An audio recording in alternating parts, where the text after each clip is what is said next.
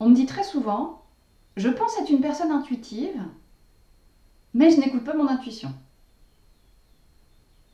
Alors, ça me questionne quand même sur le fait de ne pas l'écouter. Que se passe-t-il au moment de décider entre ce que nous suggère notre intuition et puis notre raisonnement habituel? En fait, on est en face de deux voies informationnelles différentes. L'une est basée sur nos expériences du passé et l'autre sur un futur, une anticipation, mais auquel rien de vraiment tangible se rattache. Enfin, ça c'est ce que l'on croit. C'est ce que nous dit notre raisonnement. Parce que notre mental, il a pour rôle de nous maintenir en sécurité, donc dans le domaine du connu. Plus il y a de variables d'incertitude, moins il est à l'aise, moins on va se sentir à l'aise d'ailleurs. Et vous voyez bien qui est aux manettes de nos décisions la plupart du temps. Pourtant, quand vous dites je pense être une personne intuitive, eh bien vous savez que vous pouvez avoir de l'intuition, mais vous ne l'écoutez pas. Et quand vous vous rendez compte que vous n'écoutez pas cette première impulsion qui potentiellement vous aurait amené ailleurs, eh bien il y a une petite culpabilité qui peut s'installer. J'aurais mieux fait de m'écouter. La prochaine fois, on m'y reprendra pas, mais il n'y aura peut-être pas de prochaine fois. Donc le mental, dans cette mécanique, nous maintient dans ce sentiment un peu coupable. Alors que l'intuition, elle nous mène à de la satisfaction. J'ai suivi mon intuition dans cette décision, et là j'ai fait la différence. On s'en étonne nous-mêmes. Et je me retrouve là où on ne m'attend pas, et peut-être où les autres ne sont même pas encore. J'ai bien fait de suivre mon instinct. Bien oui. Parce que la décision en question, sur la base d'un ressenti intuitif, elle est l'impulsion de ce qui nous convient à nous, au plus près de ce qu'on veut vivre. Ça n'a rien à voir avec les autres.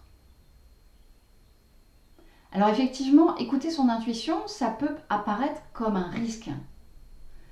Mais quand on le prend, ou plutôt quand on ose se faire confiance, s'écouter en vertu de ce qui pourrait venir saper cette décision, quand on est audacieux et que ça fonctionne,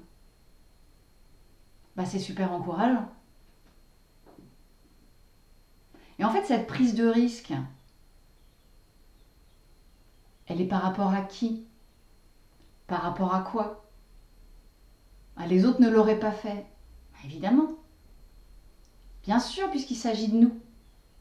C'est bien ça qui nous intéresse. D'être à la bonne place pour nous-mêmes. Pour se sentir vivant, pour se sentir en équilibre. Prendre les bonnes décisions qui nous importent à nous, par rapport à notre rôle dans notre entreprise, dans notre famille.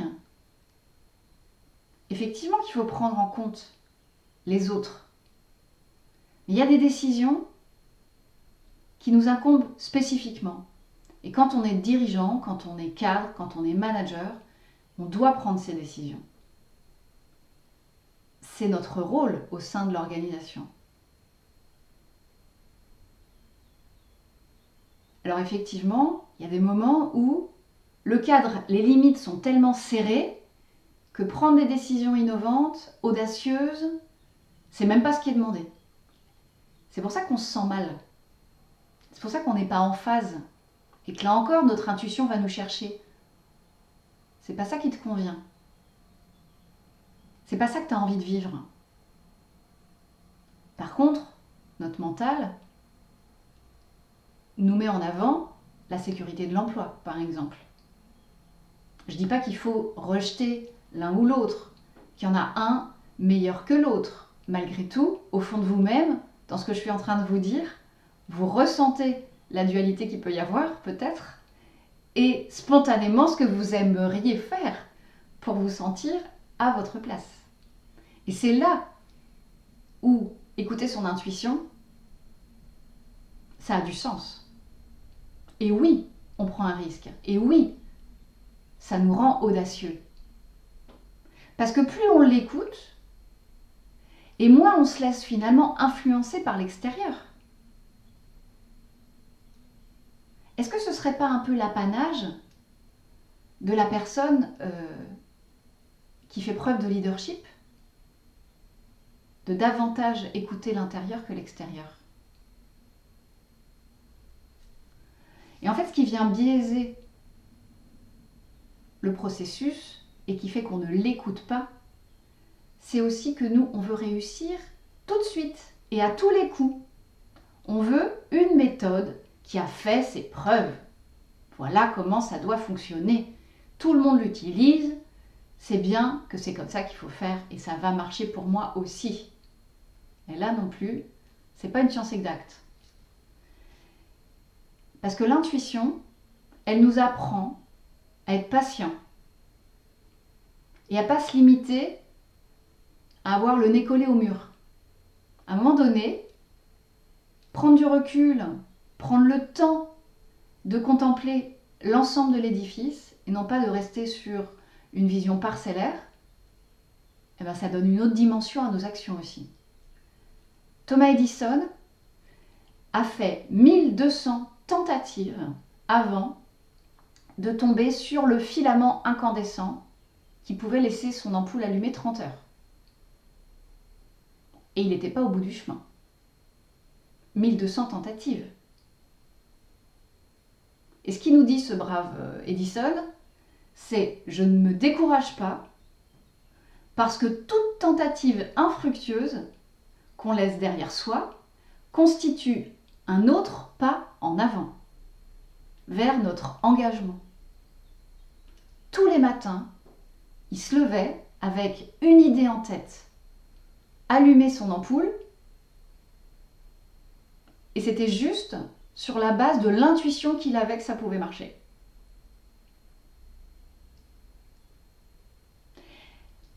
Si je reprends la question du début, je pense être une personne intuitive, mais je n'écoute pas mon intuition. Ce qui va devenir intéressant, c'est de comprendre pourquoi vous n'écoutez pas votre intuition. Comment ça se passe? Alors je vous propose un petit exercice. On va se positionner pour ça en mode méta, en mode observateur de notre propre processus.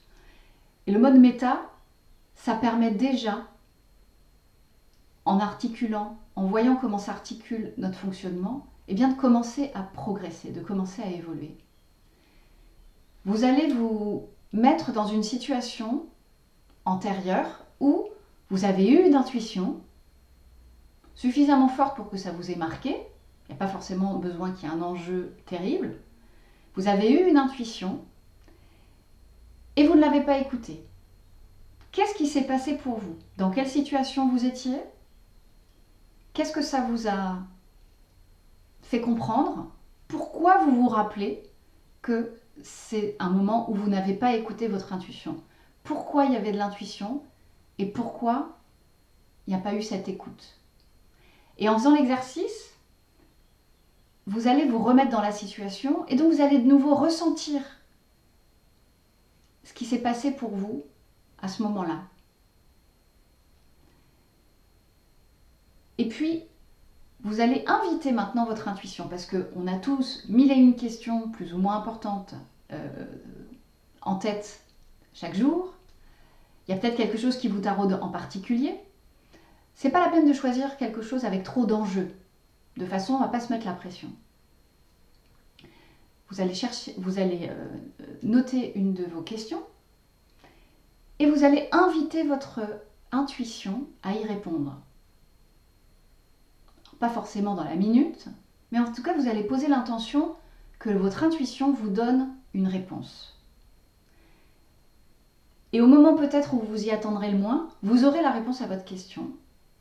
Et là, observez bien ce qui se passe. Que vous dit votre mental? Comment il procède quand cette information arrive? Et là encore, vous allez le noter pour vous en souvenir. Et vous allez pouvoir voir comment vous arrivez à la conclusion que j'ai eu une intuition mais je ne l'ai pas écoutée. Et si finalement vous l'écoutiez? Si finalement vous étiez audacieux et vous osiez écouter cette réponse intuitive? Faites-le. Et moi je suis curieuse d'avoir vos retours par rapport à ça. Alors, prendre en main son processus de décision intuitive, la façon dont nous pouvons écouter notre intuition pour être dans d'autres niveaux de performance, d'action, d'audace, sans prendre des risques inconsidérés pour autant, mais malgré tout faire la différence et être à notre place, eh bien c'est ce que je vous propose d'expérimenter à travers un atelier qui s'appelle Entrer dans l'ère du business intuitif. Cet atelier, il va avoir lieu à 3 endroits différents, à Barcelone en présentiel le 24 et le 25 mai, à Nantes en présentiel le 31 mai et online le 30 mai. Vous avez toutes les informations et les modalités d'inscription dans le commentaire sous la vidéo. Merci et bonne journée!